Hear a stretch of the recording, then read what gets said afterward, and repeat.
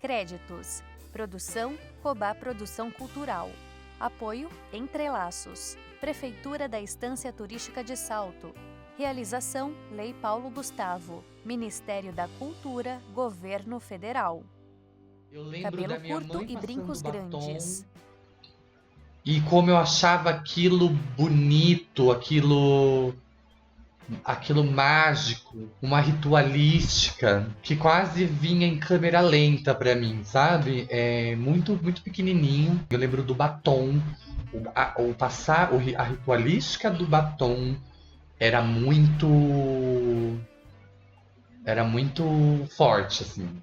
É a primeira coisa que eu vi como LGBT, sabe? Nem sabia sobre trans, não sabia o que era, nada.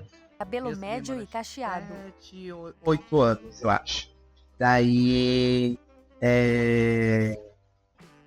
meu jeito, a questão de por meninos, de olhar para meninos diferentes, se você tem um olhar diferente, de sentir alguma coisa, mas, todo um porém, né, também, de você guardando isso para você, todo momento, até chegar uma hora. Depois eu queria assumir. A primeira lembrança é assim, quando você fala, pode se imaginar como uma pessoa LGBT, né? Uma pessoa que não era hétero, assim. Cabelo comprido. Pode ser do Então, tempo desde da creche.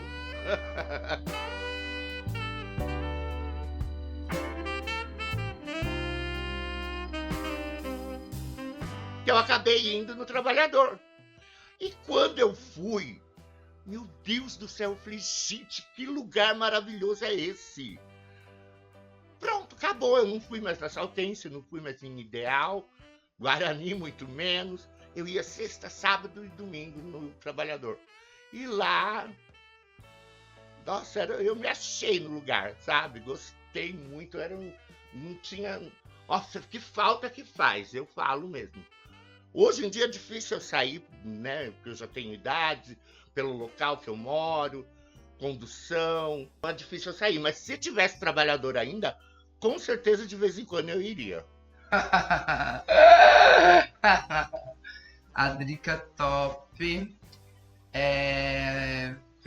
Também veio numa. Acho que, sei lá, tinha 17, 18, 19, 20, não lembro, por aí. Hoje eu tô com 43. Há 20 e poucos anos atrás. Eu me montava, peguei essa. Eu e minhas amigas, né? Várias, ainda. Uma galera que é artista, assim, uma galera que desenha bem, que fazia uma peruca com cabelo maravilhosamente, muito bem. Uma que maquiava bem, então uma ajudava a outra.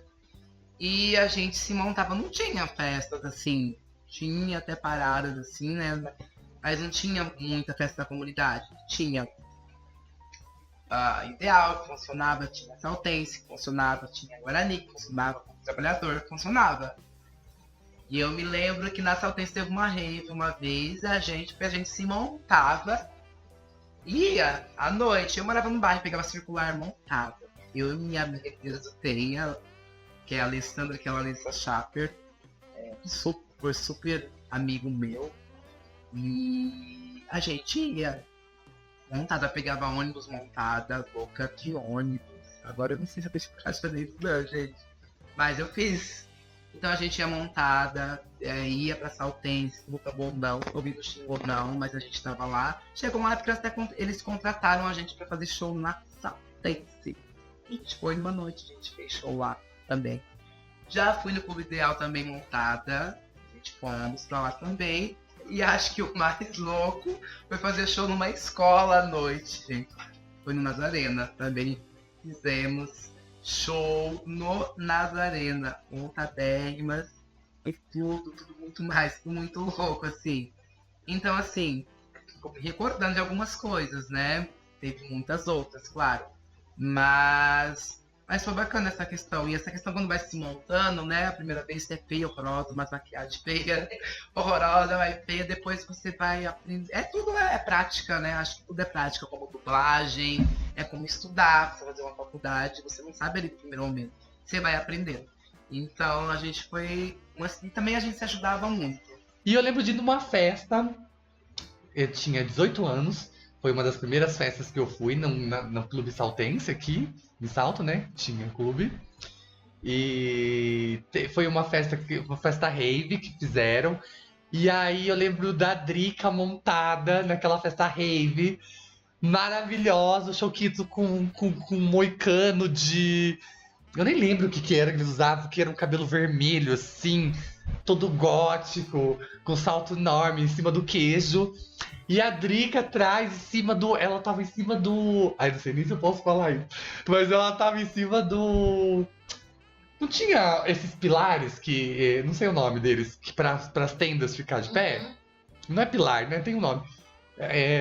Ela subiu em cima do pilar de salto alto, sabe? Com uma saia de prega, com toda montada. E dançando lá em cima, e eu ouvia aquilo, eu ficava assim. E eu todo mirradinho, gayzinho, assim... tímido, né? Com aquela camisetinha simples que ela podia usar, aquela calça normalzinha. E eu via aquilo e ficava assim: meu Deus, eu quero isso. Quem são essas pessoas? E muitas outras. Tinha a Ferlinha, Fernando, tinha a Gisele Top, que infelizmente não está mais entre nós. E que era uma travesti gigante, assim, igual eu. E muito bem vestida sempre. E ela batia os cabelos, assim, aquelas perucas maravilhosas, aquelas roupas incríveis. A Crystal, né, que hoje não se monta mais, mas andava sempre esse grupo, né? A Alessa, que também não está mais entre nós, que também já faleceu, mas que se montava de uma maneira incrível. Tinha também Valério. E era um grupo, né?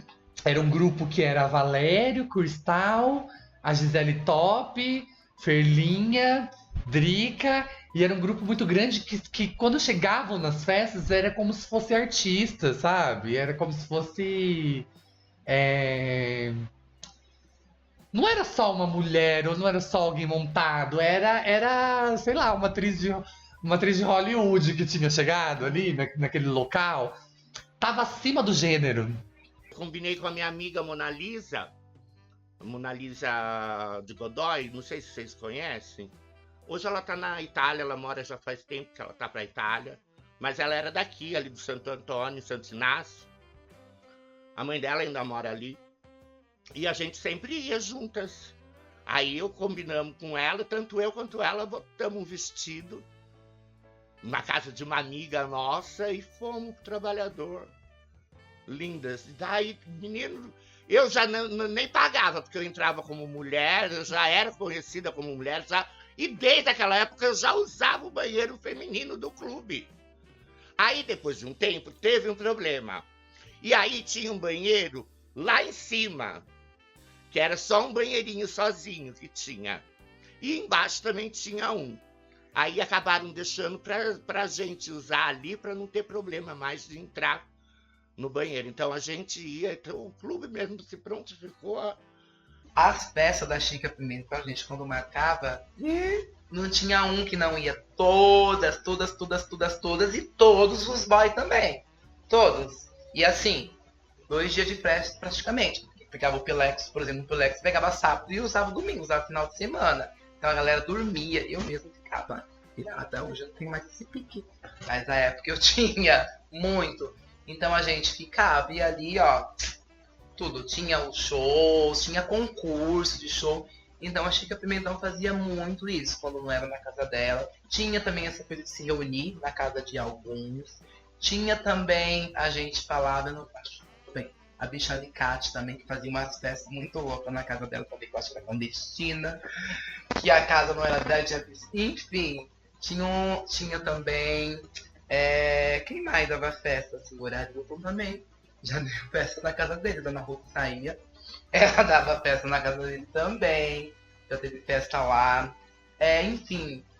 Outro que também já foi, finado Luiz e Newton Cabeleireiros também, quando moravam no show. Aqui baixo, perto daqui, 60, aquele tipo de salão na casa do Sobrado.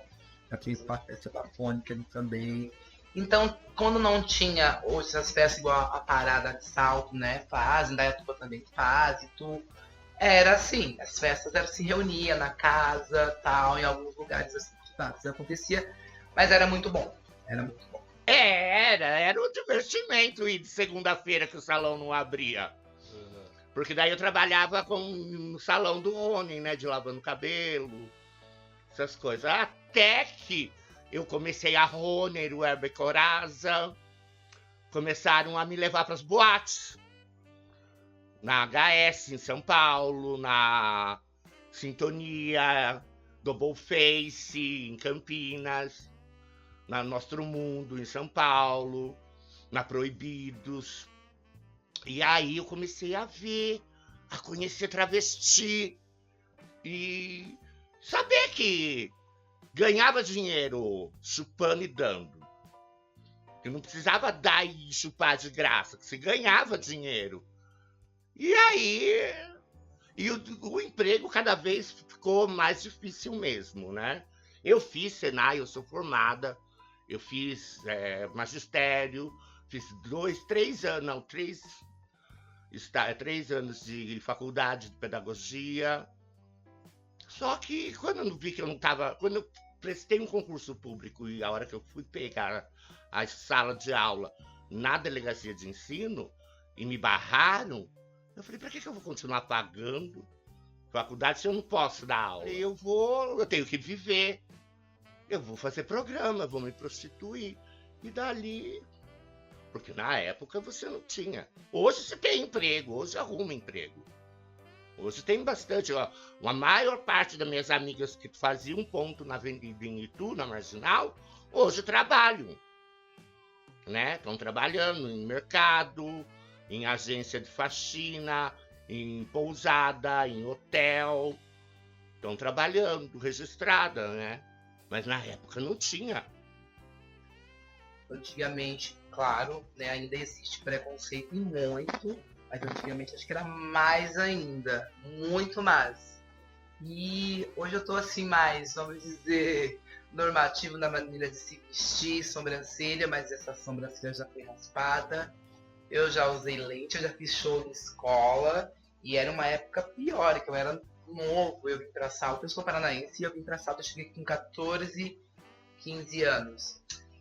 Então, era uma época bem ainda conturbada em relação a isso, não tinha lei ainda que ia assessorar a gente, né, enfim. Então a galera xingava na rua, você ouvia, hoje, se eu fecho o olho, eu me lembro nitidamente. As pessoas xingavam, você não podia fazer exatamente nada, né? E toda aquela coisa ainda, né? Porque eu fui me assumir na adolescência. Também tinha tudo isso, mas já tinha o trejeito de game. Voz, coisas, né? Mas... E deu uma alavancada muito grande. Isso é muito importante. Toda essa questão do movimento, né, da comunidade, como parada, como festas, como se reunir, né, o processo de fazer para acontecer alguma coisa, algum projeto que levem as pessoas a informações para saber. E a essa inclusão, meio que tudo, né, tudo. Eu lembro de um amigo que era gay. E ele veio pra cidade pra ser bailarino. Né? Que muitas pessoas vêm pra cidade pra fazer arte. E ele era uma dessas pessoas. E um dia ele apareceu no ponto que eu tava fazendo programa, que é, né? Eu fazia programa ali no ponto clássico das travestis, que eram na Monsenhor Couto.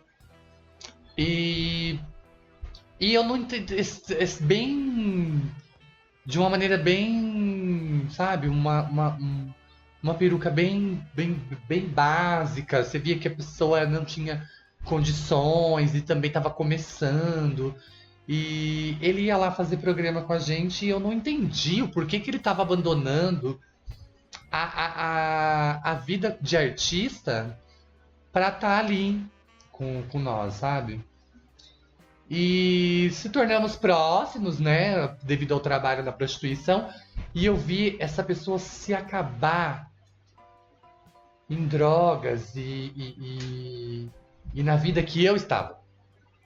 E aquilo foi um grande choque, porque foi a primeira pessoa que eu vi entre as minhas amigas manas travestis que tava se destruindo. E eu não podia fazer nada. Ele sofreu. Ela, né, depois ela se transicionou, virou ela. A gente chamava ela de Kimberly. E ela foi arrumando confusões, sofrendo violência atrás de violência, se drogando cada vez mais para poder conseguir aguentar, para conseguir fazer parte daquele mundo também de nós travestis. Mas ela foi se perdendo naquilo até chegar ao ponto de ser, né, de tudo que a droga leva, né, gente? A prisão, instituição, até chegar no momento da morte, né? Da morte dela. Muito cedo, muito jovem, mais jovem que eu. Aquilo me chocou quando eu tava ali e me fez pensar o que eu tava fazendo da minha vida. Me fez querer modificar. Quando ela me contava aquelas coisas de arte que ela fazia, eu pensava, nossa, que saudade daquilo. Eu queria estar lá de novo. Porque aí a gente não se sente nem digna de ir no teatro assistir. Né? A gente abandona, vira um lugar de dor. Mas foi passando o tempo e eu fui lidando em mim que o meu vício também com a droga estava progredindo e eu não queria morrer daquela maneira. Mesmo porque eu ia demorar pra morrer. Porque a droga, ela te humilha, ela não te mata de uma forma rápida. E aquilo que aconteceu com ela, iria acontecer comigo. Não tinha outro caminho. Aquilo iria acontecer comigo. Eu ia perder o meu controle completamente e as pessoas iam fazer o que elas quisessem. Então eu decidi sair daquela vida. E é aí que eu resolvo entrar na sociedade. Quando eu resolvo entrar na Irmandade, né, Narcóticos Anônimos, fui numa reunião e ali naquela Irmandade Anônima eu descobri o que é adicção e que se trata de uma doença e não falta de caráter. E descobri que pessoas que veio de onde eu vim estavam vivendo limpas e bem. E eu falei, se eles podem, eu também posso. Igual, sei lá, quando eu me assumi, por exemplo, né, que eu sabia desde pequeno, mas até aí eu não teria coragem, porque você pensa na sua família, você pensa na sociedade, você pensa que vai sofrer e tudo mais. E daí acaba um momento que você precisa falar. Então, quando eu chego nesse momento, a primeira coisa que eu falei foi com meus amigos, e não eram os amigos que estavam, meus amigos eram gay, não, eu tava numa festa de amigos héteros, que eu tenho amizade com eles até hoje, tá bom? É uma galera que tá longe, mas conversa comigo, às vezes eu encontro, me abraço. E eles foram os primeiros que eu fui falar, assumidamente, acho que já sabiam, eu fui falar que era gay. Aquele dia foi um chororô. Daí um dia que marcou foi quando eu assumi eles pra minha família. Mas primeiro foi eles, mas todo mundo me acolheu. E foi um chororô. Eu chorava, eles choravam, dizendo que não mudava em nada a nossa amizade, nossa relação. Isso foi uma coisa muito bacana. Eu tava no meio de uma festa e eu parei pra fazer isso. E foi assim, me marcou muito, tá? E com a minha família foi diferente, porque eu não tive coragem de ir direto falar pra minha mãe e meu pai. Então primeiro eu levei pra minha quem? As irmãs. As figuras femininas além da minha mãe em casa, que são tudo homem. Né? E eu levei. E as minhas irmãs depois foi e falou pra minha mãe. Eu não tive essa coragem no momento. E daí eu lembro como hoje, quando a minha mãe veio falar comigo, ela veio chorando, me abraçou e coisa de mãe. Falou, toma cuidado, aquela coisa, preocupação de mãe, porque a mãe sabe que se você vai sofrer na sociedade, né? Então acho que a mãe deve pensar, eu pensava naquilo, ela deve pensar 1000 coisas, uma mãe deve ter na cabeça, né? Meu filho é gay, né? Sei lá, vai sofrer na rua, ou pode acontecer na rua com ele. Então ela estava chorando e daí depois a minha mãe contou pro meu pai. Entendeu? Já o meu pai não falou nada, nunca falou nada, mas também nem precisou. Entendeu? Sempre pedi. E olha que minha mãe fez 80 anos. Eles são de uma época bem mais, né? Mas meu pai também nunca me disse nada. Aí via eu sair da casa, tipo, com roupa mais afinada ou coisa, mais coisa. Mas nunca me disse nada. E minha mãe foi só esse o conselho que ela deu. Entendeu? Ó, cuidado, isso. Nunca jogou ninguém na minha família. Não posso falar, nem mesmo pra ninguém. Nunca jogou, você é gay, você é isso, você é viado, você faz isso. Ninguém. No momento que eu vivi com eles morando, ninguém.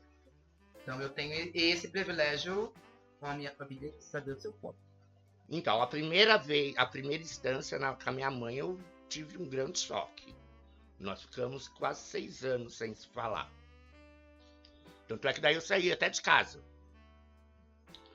Meu pai não. Meu pai até me aceitou bem.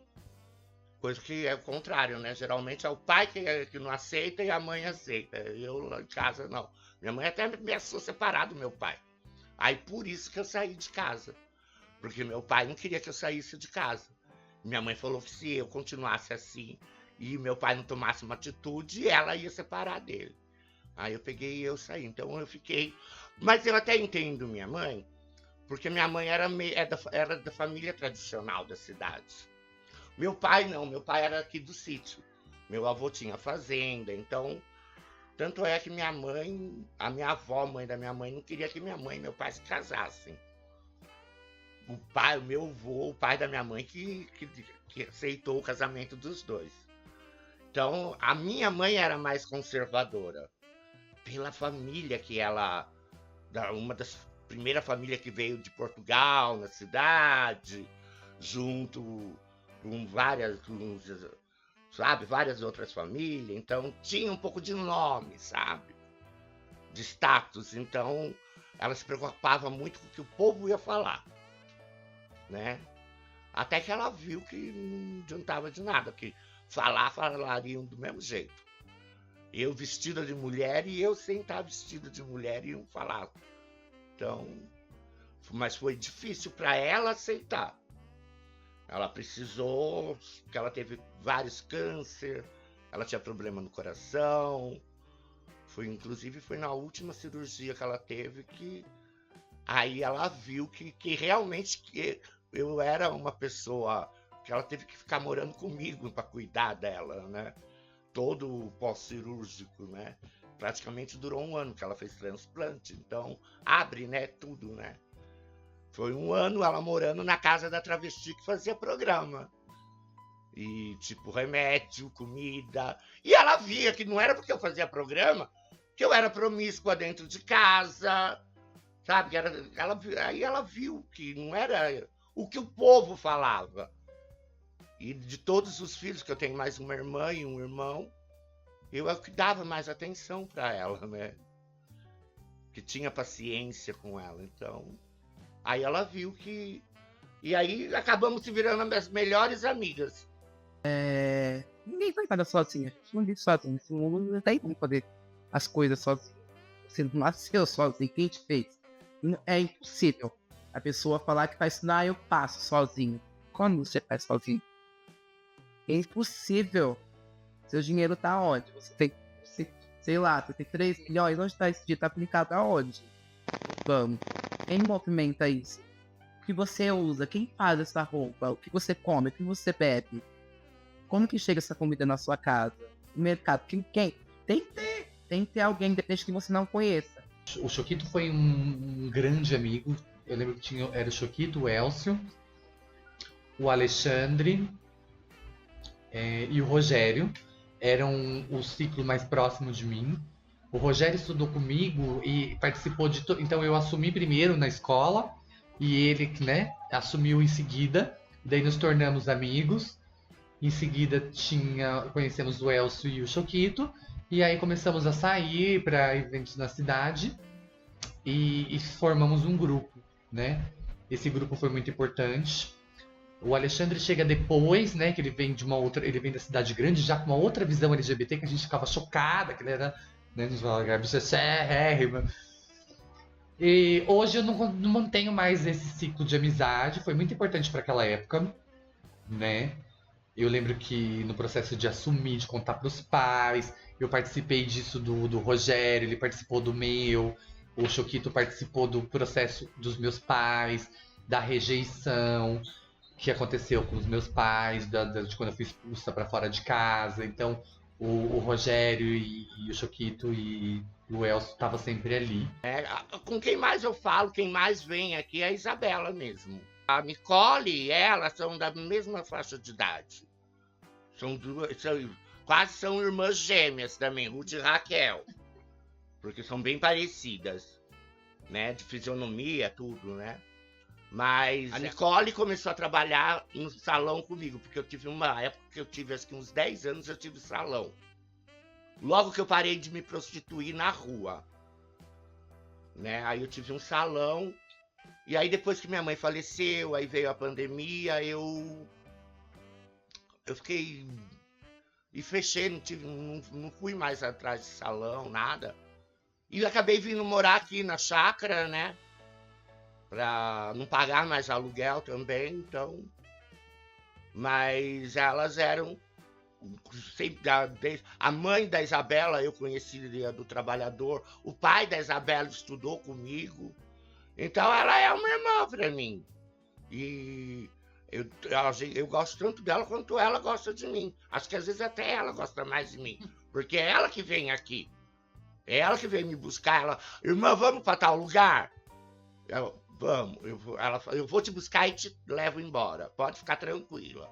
Então, eu acho que é ela que até gosta mais de mim do que eu, na realidade. É uma relação de irmã mesmo. O Alessandro, né? A Alessa Sharp se montava. Eu também, mas a gente é montado pra escola, gente. A gente era louca. Sobrancelha raspada. Eu tinha uma lente vermelha. Aquela Alessa Sharp tinha uma lente branca. Olha que coisa louca naquela época. Mas eu conheci ele na escola, então a gente estudou junto. E desde lá, a nosso vínculo cada vez foi aumentando cada vez mais. Então foi um vínculo muito forte, né?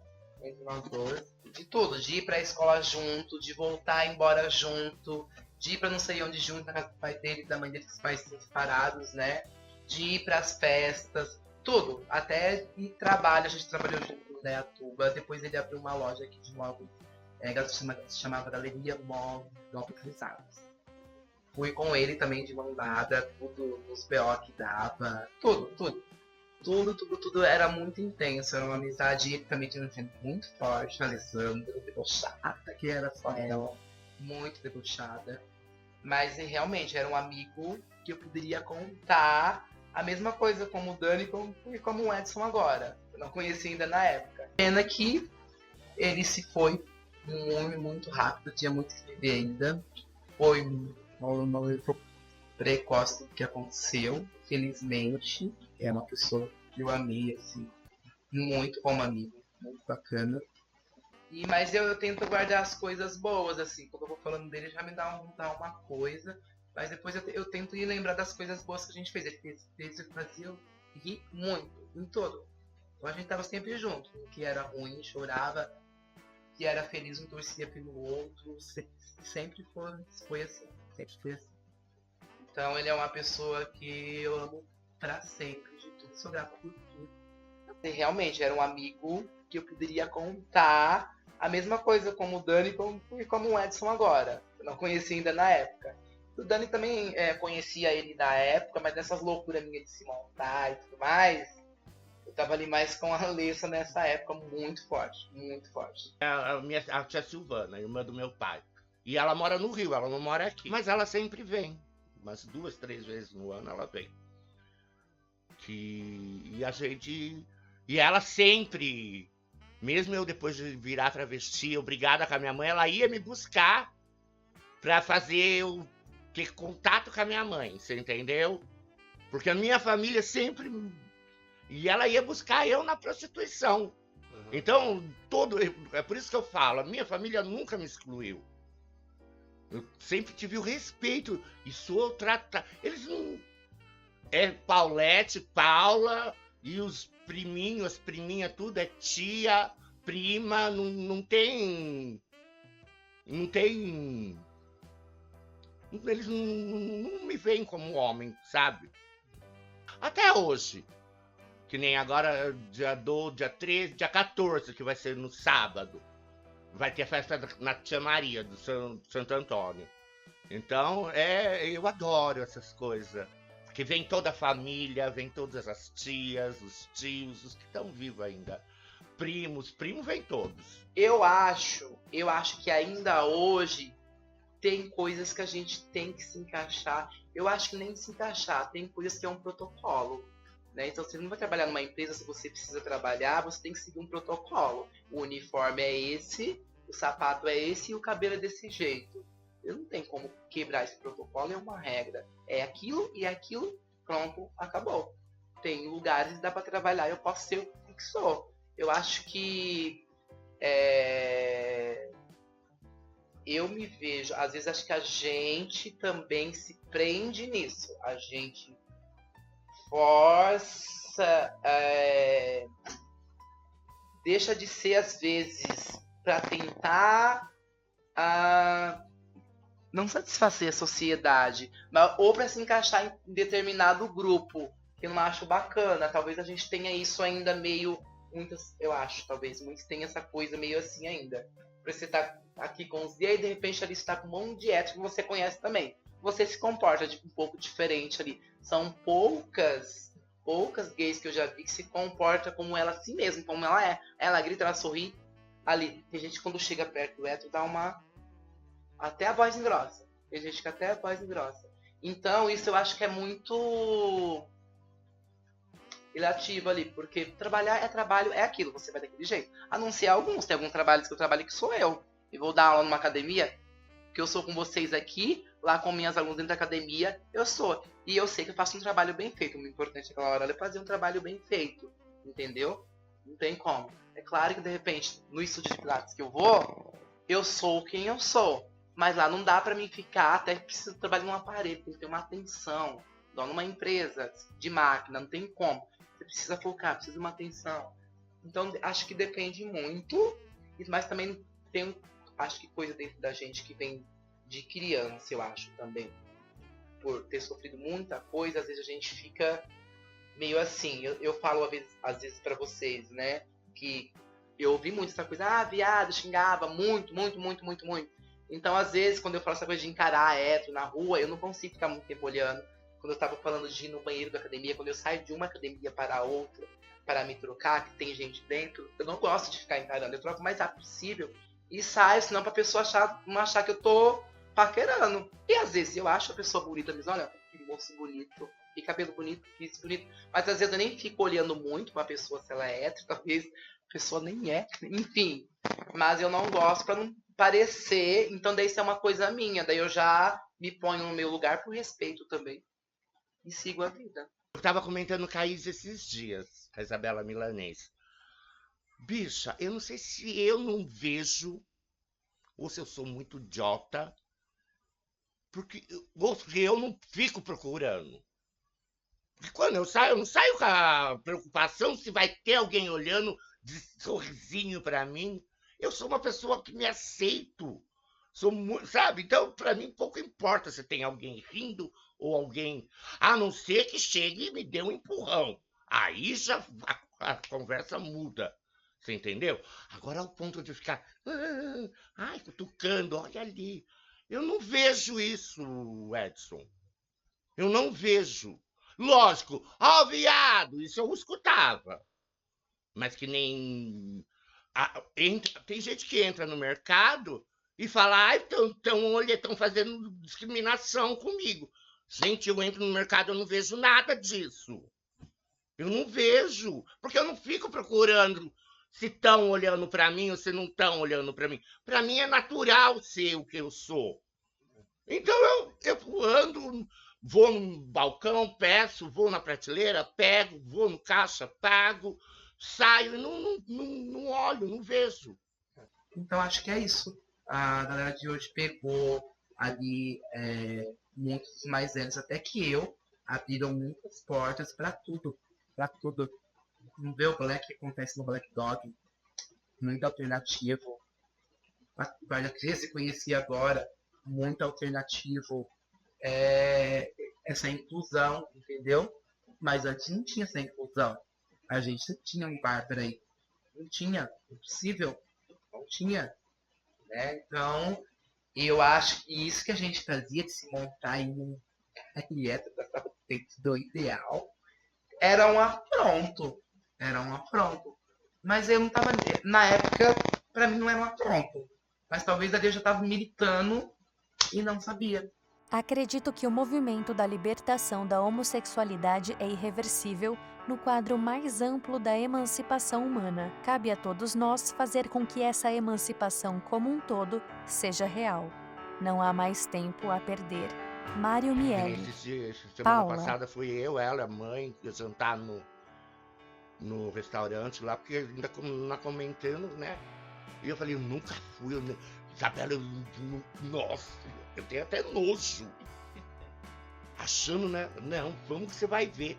Tem grelhado. Eu falei, Isabela, vamos ver esse tal de grelhado. No fim eu comi tanta coisa que eu só não comi o peixinho cru mesmo, esse não peguei.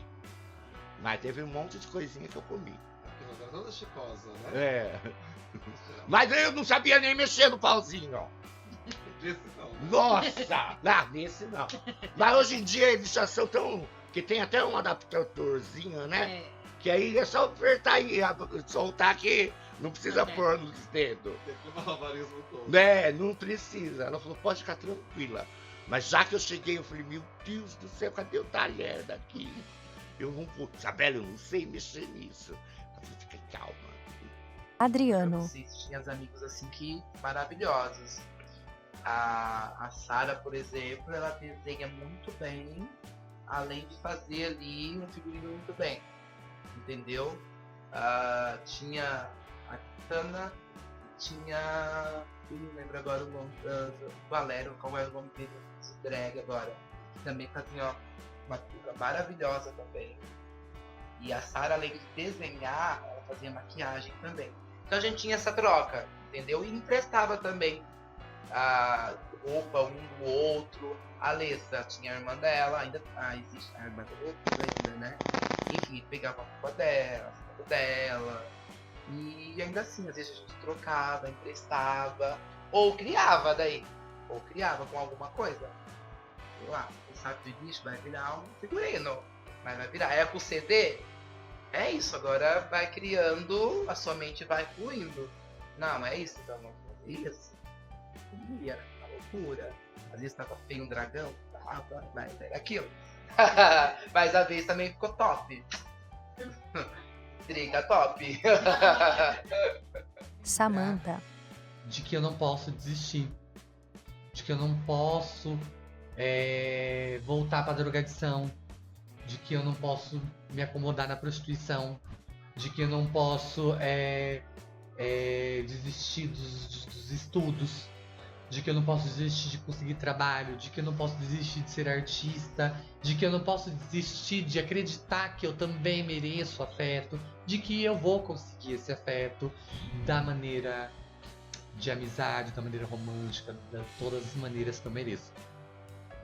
Então é isso que essa tatuagem representa, que eu não desista, que eu resista, que eu não fraqueje, porque a gente cansa de lutar, né?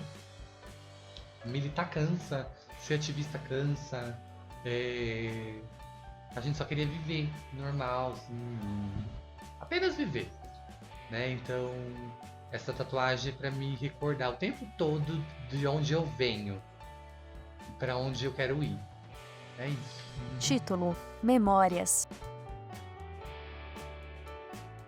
Créditos: Produção: Cobá Produção Cultural. Apoio: Entrelaços. Prefeitura da Estância Turística de Salto. Realização: Lei Paulo Gustavo. Ministério da Cultura, Governo Federal.